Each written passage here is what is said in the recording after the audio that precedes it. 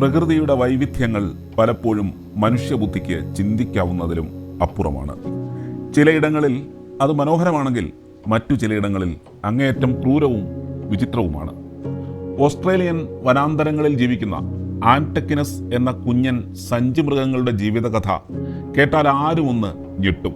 പ്രണയവും കാമവും മരണവും ഒരേ നൂലിൽ കോർത്തുവച്ച വിചിത്രമായൊരു അതിജീവനത്തിൻ്റെ കഥയാണിത്.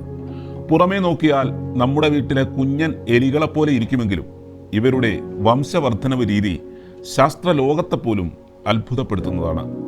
സൂയിസൈഡൽ റീപ്രൊഡക്ഷൻ അഥവാ ആത്മഹത്യാപരമായ പ്രത്യുത്പാദനം നടത്തുന്ന ഈ ജീവികളുടെ ലോകത്ത് പ്രണയമെന്നാൽ മരണത്തിലേക്കുള്ള വാതിലാണ്.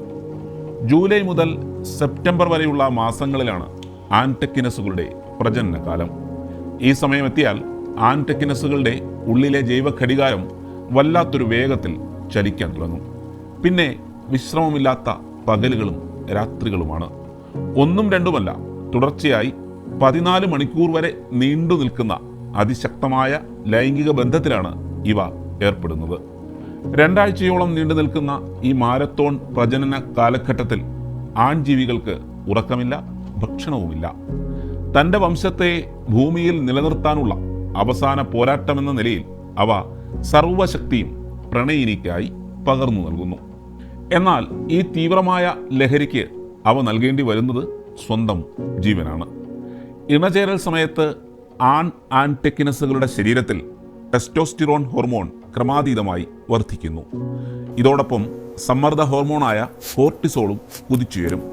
സാധാരണഗതിയിൽ കോർട്ടിസോളിനെ നിയന്ത്രിക്കാൻ ശരീരത്തിന് കഴിയാറുണ്ടെങ്കിലും അമിതമായ ടെസ്റ്റോസ്റ്റിറോൺ ഈ നിയന്ത്രണ സംവിധാനത്തെ തകർക്കുന്നു. ഫലമോ സ്വന്തം ഹോർമോണുകൾ തന്നെ ശരീരത്തിന് വിഷമായി മാറുന്നു.